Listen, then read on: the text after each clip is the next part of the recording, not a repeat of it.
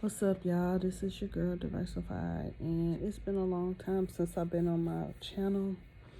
A lot has been going on in my life, and I just want to vent. So, I've been married for 4 years. I was in a relationship with somebody for 6 years, and throughout this time, we've broken up and got back together, and broken up and got back together. And each time, she's always entertaining someone else.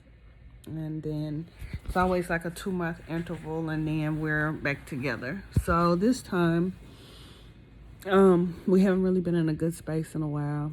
And so this time, she decided that it was best for us to separate. She claims that it had to do with my depression trickling into our marriage, and I was unhappy.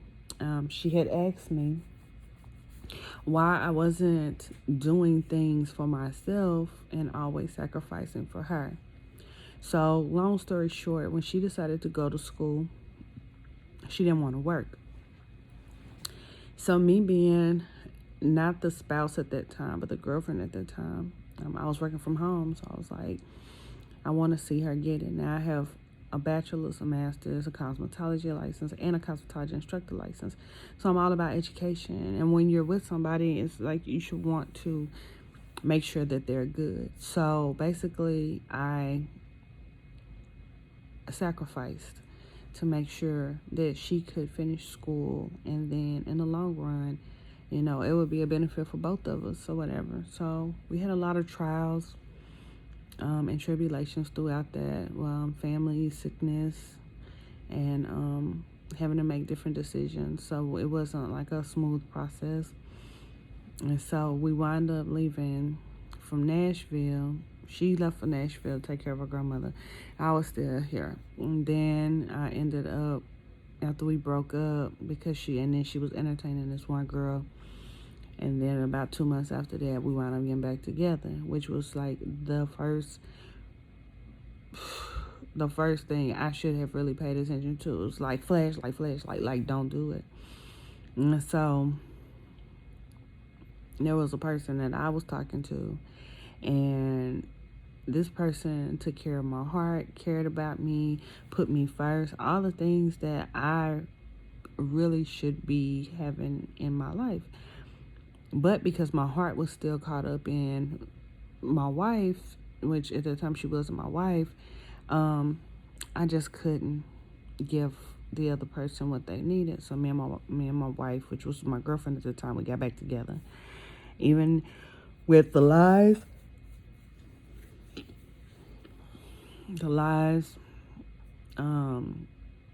that just came with it. I was told that she lied to me to save my feelings because she knew that I couldn't emotionally accept the things that she would tell me. So that just lets me know that there was probably a lot of infidelity that I will never know because we're not together. So when we got back together, then her grandmother got sick, and then we had moved to South Carolina for her to go to school. Then eventually I was working 7 days a week, 12-hour shifts, and I got sick. And the one thing about me is like, I'm really a go-getter, and I'm all about being compassionate about my mate or whatever. But she never was happy. And then we ended up moving several times in South Carolina to the point where I never thought that we would be able to get another place.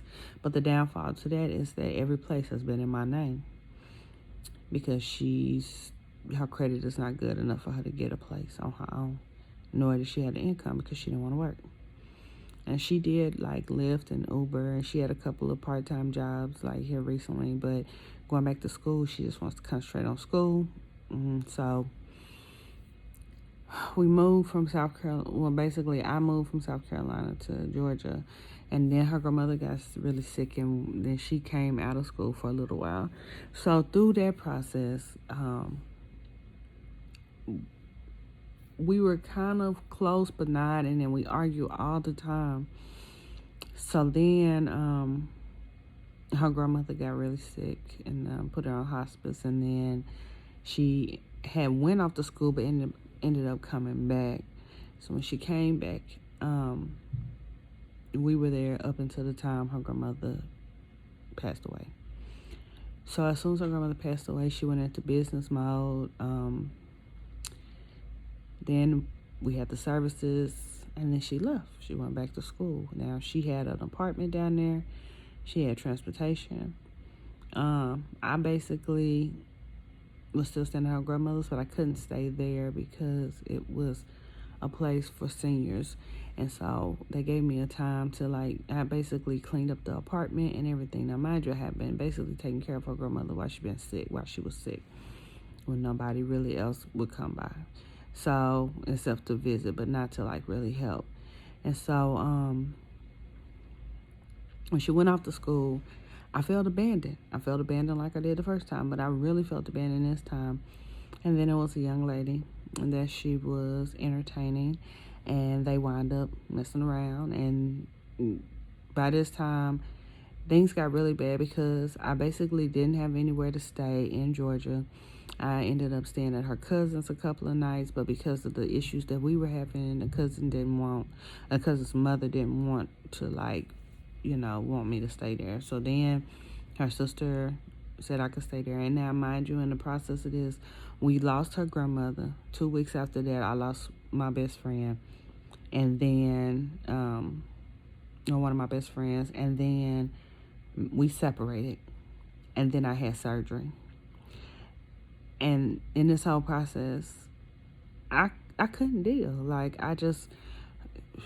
Words that come out her mouth are very, very hurtful. And if I was nice, I was too nice. If I was mean, I was too mean. If I was submissive, I was too submissive. It was just always something. Never, enough. And to me, even though she would say, oh, you're beautiful, you this, you that, da, da, da, da, da. But then it was always something like, I miss my ex-husband. I miss this. Or then it would be, you're boring, you're awkward, you're weird, and this and this, and that's not what I'm used to, and I'm a happy-go-lucky person. Not realizing I had been married to a narcissist the whole damn time. But I was always trying my best to just kind of be the person that she wanted me to be so that she would be happy, because I loved her. I still love her, but, So we separated, and she got really serious with this young lady, and then 2 months passed. She decides she wants to reach out or whatever. Then she complains that she's the only one that ever reaches out, but according to our breakups, why you don't give me security. Now, mind you, at this time, we're married, the second breakup. So we end up back together. But the young lady is a staple in the relationship because she does not want to end their friendship or whatever. Lied about them sleeping together, only to eventually tell me they had slept together. And then it was just it's just where's the security in this marriage? Where's the security? And I had talked to somebody else too, but I couldn't get really serious with them because once again, my heart was somewhere else. So we kind of semi got past that. Then she needed me again. I had to move out of that place. And she had helped the girl get a place upstairs at the same apartment. It was like a house apartment. So it was 2 apartments, one upstairs, one downstairs. So we initially had moved into one downstairs, but I wasn't really staying there. And so then she helped the girl get the one upstairs.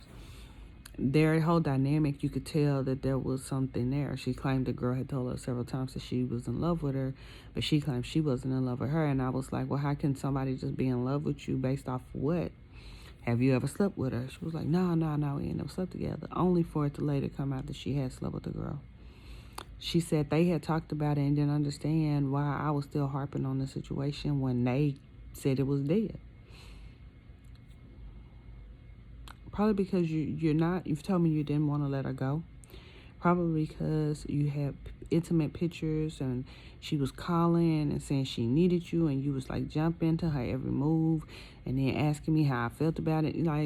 Where's the security in it? So then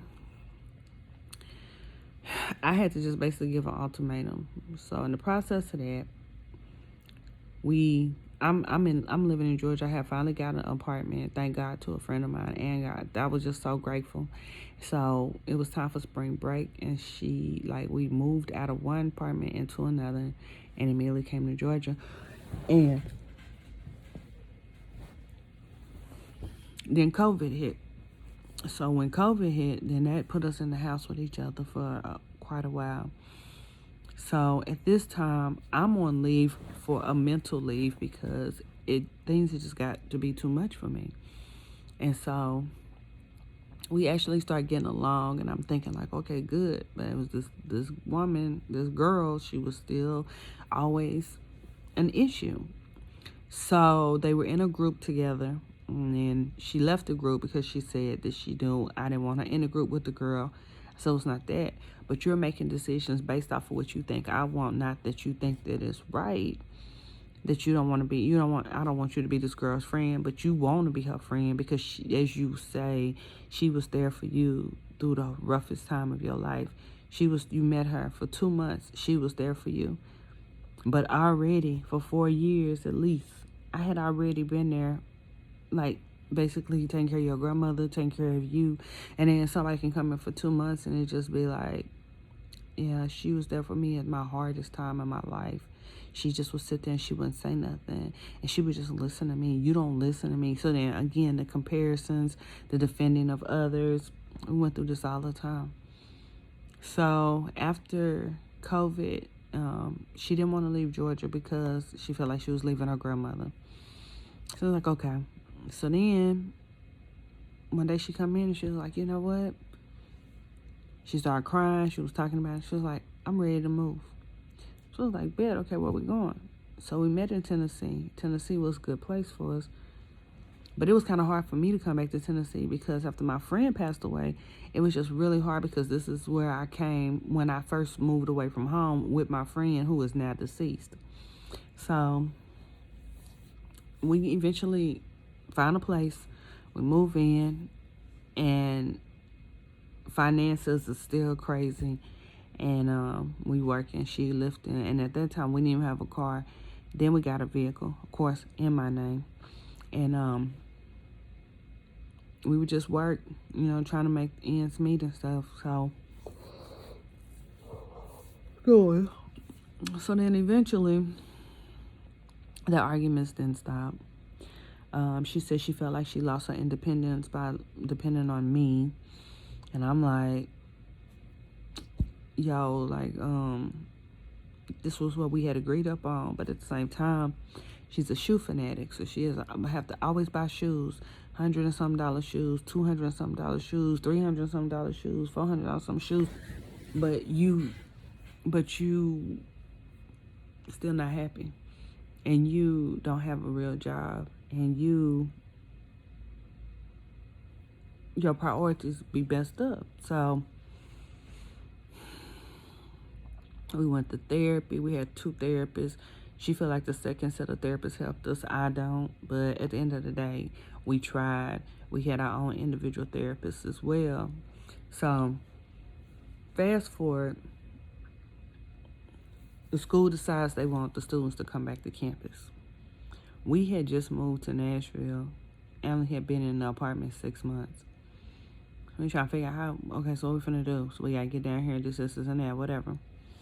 Our anniversary was in August, and so we had made a decision. She wanted 7 days because we were really to the point where we're laying in the bed, back wrapped up in our own individual covers, backs to each other, sleeping. No sex really, no kissing, no nothing. She just wanted me to be her cuddle buddy, which is what I was in the beginning. So it's like we're going backwards instead of moving forward.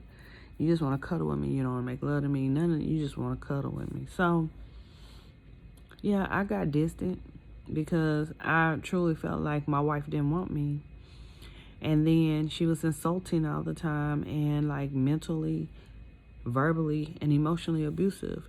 And it just got to be a lot. So that also did not help my depression. So for a person to say, oh, well, your depression is why, I'm unhappy or whatever. So then she decides she needs to find a place. So at first I'm thinking like, okay, I thought we was talking about we was just gonna move down there, let you finish. You only got a year and a half of school, blah, blah, blah. So I sold our furniture. So the money I got from the furniture, she would automatically start talking to me. Oh, well, you know, we need to get a place. I said, we? She said, well, I need a place down there for school. All I need you to do for me is to help me get a place, and I'll figure everything else out. So I'm thinking, how you gonna make money to pay your bills when we only got one vehicle and you don't work? So me being a fool that I am, foolish as I am, I said, well, I work from home. Most of the stuff that I need, if I need to get out, I have people here or whatever that can help me. You take the car and work so you can pay your bills.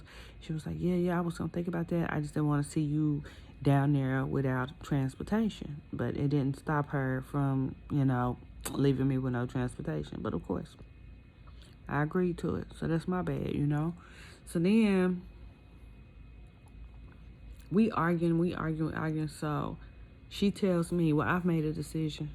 I'm going to South Carolina by myself, and you can stay here till the lease is up, and then we'll figure out, because this is the time that we need to just focus on our own individual selves, and then once we get ourselves together, come back together.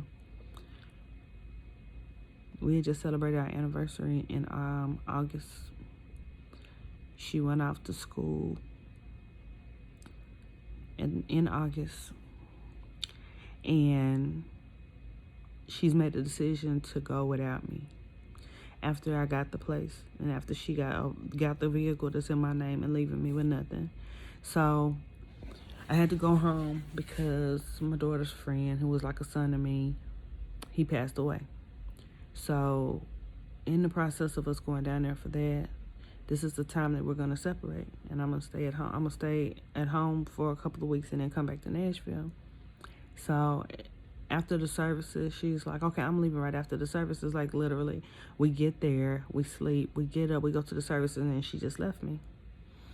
And I'm crying because I'm like, I don't want to do this. I don't want to do this again. Every time we separate, this is what happens. We break up every time. I'm not secure in my marriage. I haven't been secure in my marriage in a long time. So she's like, no, we're going to be fine. We're going to get a calendar. We're going to decide how we're going to see each other, this and that. I know I'm 7 hours from you, but I know I'm not going to be on the road a lot because I got class every day, and then I'm going to be coaching and this and that, but we'll figure it out. So once again, like the first time we separated, I was the one that was doing most of the driving, going back and forth to see her, to the point where she stopped even coming downstairs to like greet me, open up the door for me. Like, basically it was like nothing, So when I tell you, most of the time I feel dumb, foolish, but I don't want to call myself that. But it's just like this person is constantly showing you how they really feel about you. I'm not going to say she don't love me. I'm not going to say that she didn't love me. But this is not how love treats you, And I'm not going to put all of it on her because I know what part I played in it as well. But what I do know is, if you know you want to be by yourself, why drag somebody else into a marriage? We could have just stayed girlfriends. And it would have been much easier because now I got to pay to get out of it. How about when we broke up, just not even coming back? Like, just leave me alone, But no. So she leaves. I'm at home. Then the distance starts. The calls are very few. I'm busy. This and that. Just no security in my marriage whatsoever. But I'm crazy. I'm this, I'm that, I'm making it hard and this and that. But I'm just like, yo, like, you fucking left me. Like, you left me again. So her friend's birthday was coming up, and we were supposed to all go to Miami. And she was like, well, yeah, I'm not driving to Nashville because I'm gonna have class. So I'm just gonna fly from South Carolina and then fly back so you can, catch a flight from Nashville. And I'm like, so it wasn't like, yo, come down here and we can fly together. No, because once again, you want to be by yourself. Okay. So I make a decision. I'm not going to Miami. This is your friend. Even though she's been good to me, this is your friend. Go ahead. So we get into it. We're arguing. So finally I said, you know what? Just let me go. Just let me go. She was like, nah, I'm not giving you no divorce. Da da da da da. I'm like, nah, man, just let me go. So she's at the airport. Shit ain't going right for her. And I'm just a mess. And so I'm like, let me ask you something. Just be honest with me. And don't sugarcoat it. Don't lie. And don't try to worry about how it's going to make me feel. Because I'm already feeling like something. I'm like, do you not want to be in this? Do you want it to where you don't have no obligations and you can just do what you want to? You want to be by yourself? She said, do you want the truth? I said, yeah. She said, yeah, I do. I just want to be by myself. I immediately broke down and I said, okay, I'm going to give it to you. I just want a divorce. She was like, we'll talk about this when I get back. Now, mind you, I seen videos, I seen pictures. She in Miami, no bra on, shirt with just drawers and no bra. Like, you a single woman. So, but I'm the one that's like causing you stress when you don't even act like a married woman. So basically she quit talking to me. So I'm a mess. So I'm heading back home. I had to catch the bus.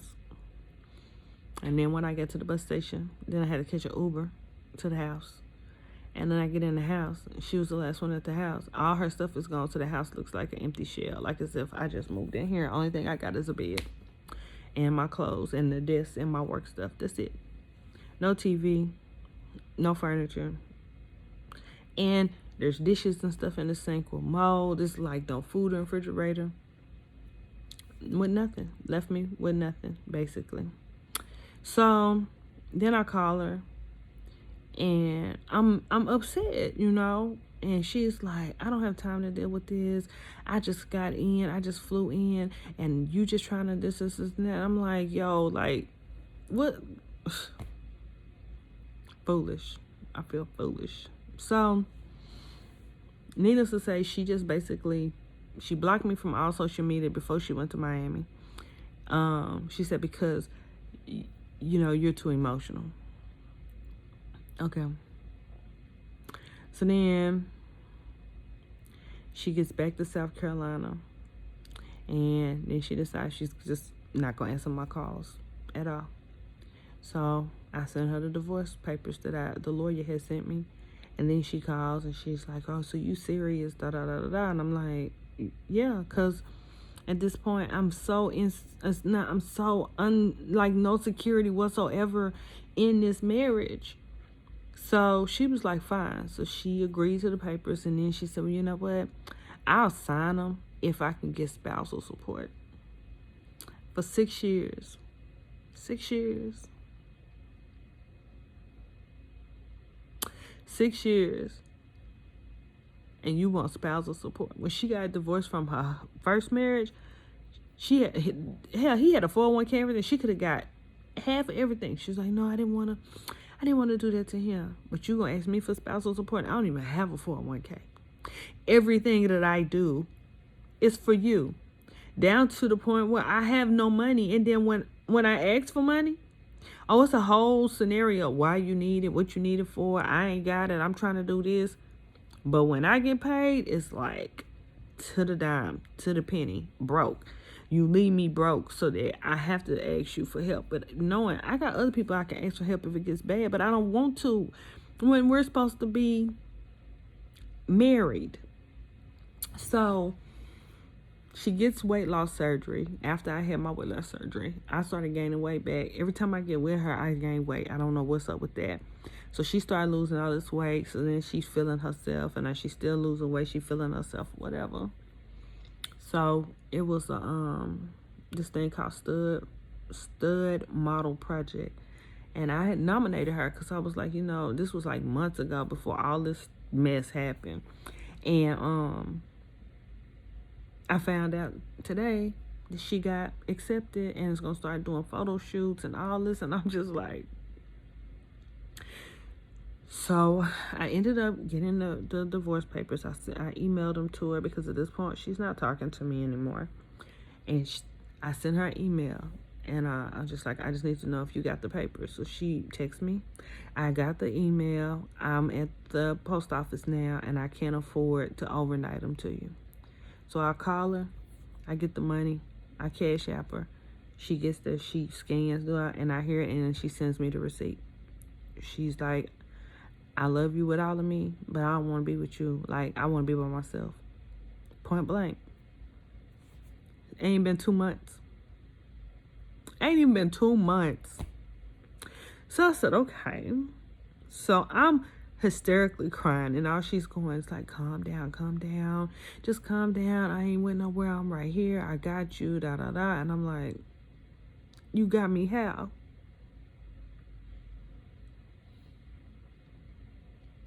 So then she's talking to me, and it's just like, and I'm crying. It's just like, well, I gotta go. I got class, da da da, and I'll talk to you later.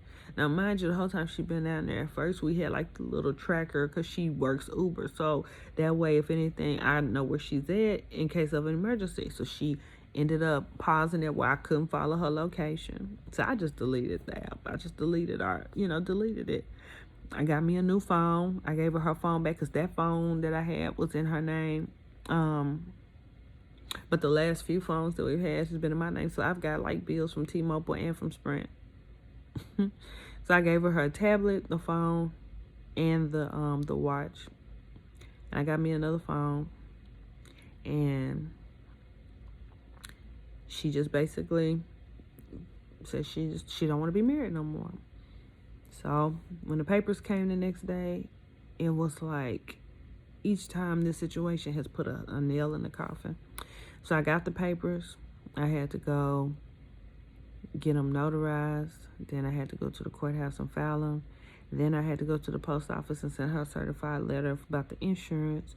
And mind you, she's still on my insurance and everything. Like, you want to be by yourself, but I'm still doing stuff for you. So after I filed the papers, I'm just like, we text, and then she was like, let me know when the court date is because I want to be there. I said, why? Everything that was in the paper, that's all it is. Like, why? And then one other situation is I'm not going to be able to, like, continue to rent the apartment after my lease is up. So I was trying to tell her about that because the house that she has, this has my name on it. Down there in South Carolina, it's a 3-bedroom, 1-bath house. And so she was just like, I told her, I was like, I don't know what I'm going to do. She was like, well, it ain't like you're going to be homeless or nothing. I'm sure you can find a place. We always are able to find places. Not, babe, we got this house down here. Just come down here. So I told her, and she was like, well, you know what? If you're just that passionate about it, then just come on. I'll sacrifice me wanting to be by myself just so that you happy. And I said no, because I don't want to be somewhere that somebody don't want me.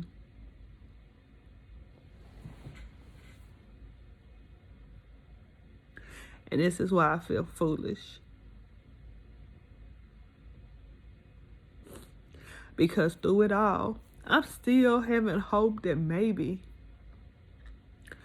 the marriage won't end. This will pass. But she seriously don't want to be married no more. She 1.5 years from finishing school. And I've been told and thoughts like she'll finish school and she'll just leave me because it's not an uncommon thing for some of my relationships. So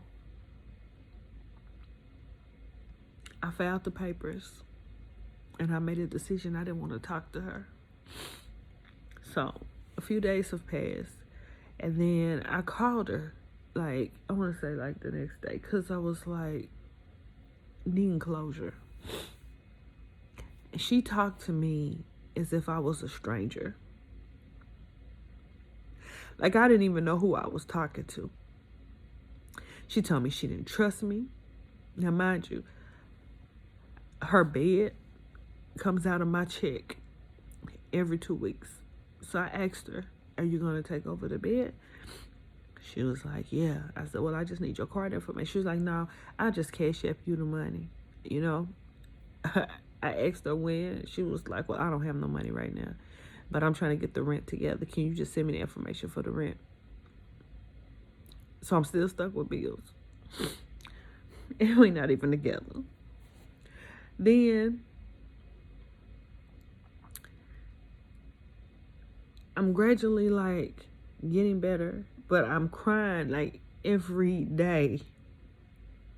Like every day. Because I'm still trying to like realize like my marriage is over. And why?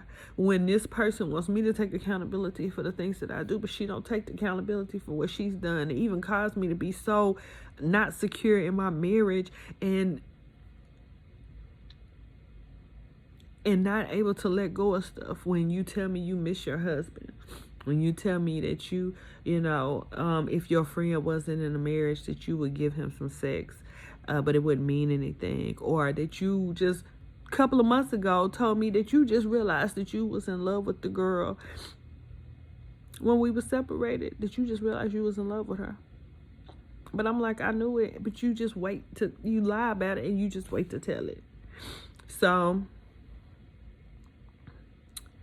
I just made a decision. I need not talk to her at all. Blocked her. Cried every night to the point I'm so tired of crying. Crying over somebody that don't want me.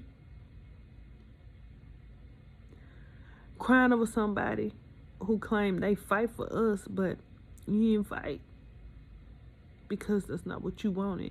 This gave you that freedom. So then the car that she has, the notice behind, and it's in my name. So they're going to pick up the car. And now I'm trying to hurt you to have them come get the car because I didn't pay the bill so that you can ride other women around like you did the last car we had? Foolish. I feel foolish. I feel completely bamboozled for 6 years of my life in this time frame with this person. 6 years, I feel bamboozled. You know, the sad part is when I saw her, because we met online, when I saw her, I was like, oh, she wouldn't talk to me. Because my self-esteem was that low that when she did, I was like, oh my gosh, she really won't talk to me. But the prize was not her. The prize was me. Yet I didn't realize it. And I'm still working on realizing that I am that prize.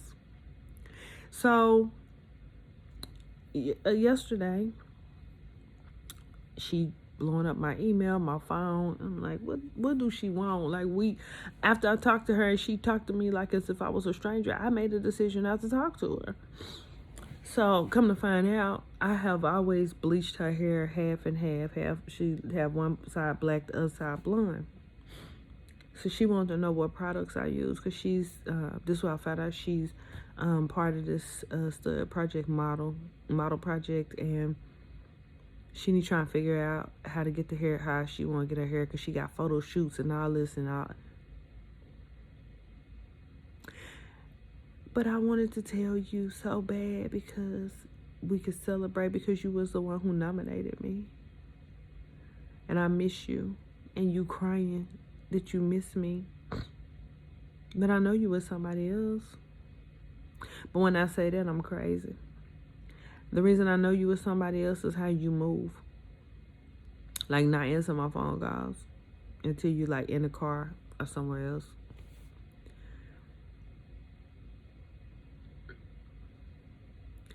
So I feel like I had a test today because I had started getting better and not talking to her and not crying as much. And then that one communication set me back a little bit to the point when I made it home, I could feel it in the pit of my stomach. And I cried so hard to where I threw it up. allowing somebody to mind fuck you, allowing somebody to lie to you, allowing somebody to make you feel that you are not enough or less than,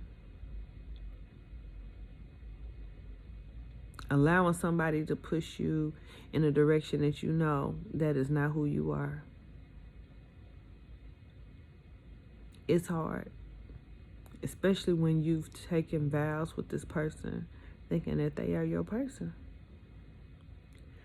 So when I was told today that, oh, I miss you, with the crying, been crying and stuff, but I'm like, but you want to be by yourself? Yeah, I do want to be by myself, but that don't mean I don't miss you. So I said, well, you know what? I hope that you succeed in all your endeavors in your life, finishing school and everything. I really do. But I appreciate you to never reach out to me again the next time, as we had talked before, is when these divorce papers are signed, because you fucking with my heart and you fucking with my mind. And I can't do this. So then it goes on, can I say something? Yeah. You smart as fuck. I miss cuddling with you. I miss your smile and kissing you. But I do want to be by myself. But don't ever think that you're foolish or dumb or stupid or nothing like that. You're a very good woman. You are a good woman.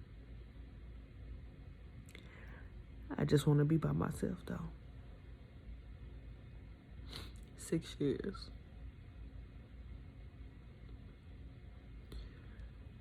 So I'm over it. December 6th, I go back to the courts because I'm doing my own divorce. I go back to the courts to take the other papers to get a hearing. And I'm praying that the hearing can happen quick. And before December 31st, my marriage is over. That I am no longer Keisha Moore, and I will be back Keisha Thompson. And I will not be going to any other Keisha anything but Keisha Thompson from here until the day I'm check up out of here unless God say something different. I'm not going to allow somebody to play with my heart anymore. I'm not going to allow myself to put me in the back and put others in before me. I'm crying because I'm hurt. But I'm also crying because I allowed this shit to happen. I seen so many signs, even just a few months ago, laying in the bed talking about how, oh, I want to be alone. I've never really been by myself, but I don't want to lose you. Or I want to be your friend if we don't make it. And I said, I ain't going to be your friend. Well, I'm just going to stay with you because I don't want to lose you.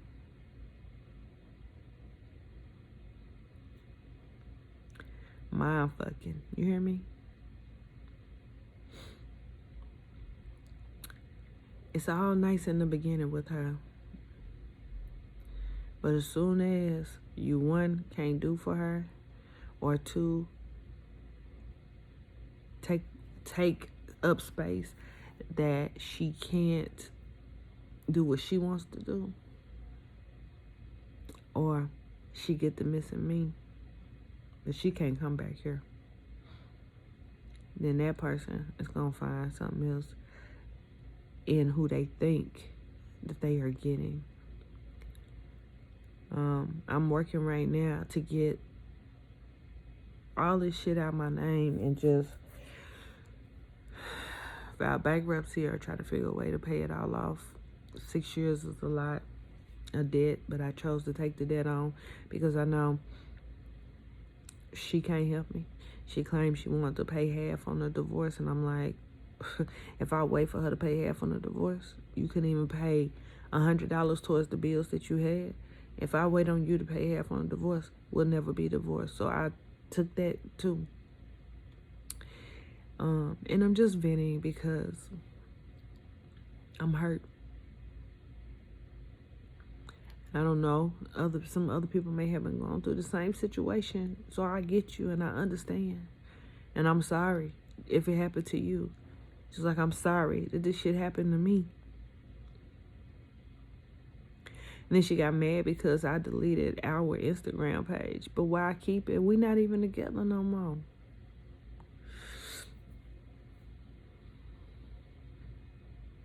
I really want to believe in love.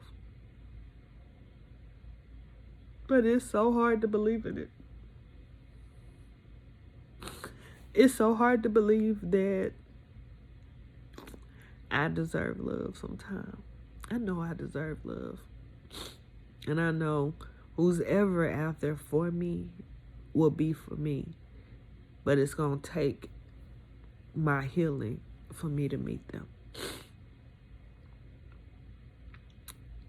I give her 2 months. Because that's the normal MO. Except this time, ain't no coming back. So, I'm probably going to cry myself to sleep like I've been for the last few nights. Possibly got somebody looking at the apartment so I can get out my lease. And I'm going to go home and get loved on by my grandkids, by my family, my daughter, my mother, my sister, my cousins, my nieces, my nephews. Like, people who truly, truly love me. My friends. Man, I'm telling you, through this, I've gained new support and old support that's there for me and has made it a little softer when hitting the ground. So that's my story for 6 years up into 40-something minutes of a conversation. I'm gonna still hurt. I hate this process of hurting, but everybody's, oh, you just gotta go through it. Man, I'll be so happy when it's over. But anyway, thank you all for listening. Keep me in your prayers. And yeah, I'll keep y'all updated. Have a good night.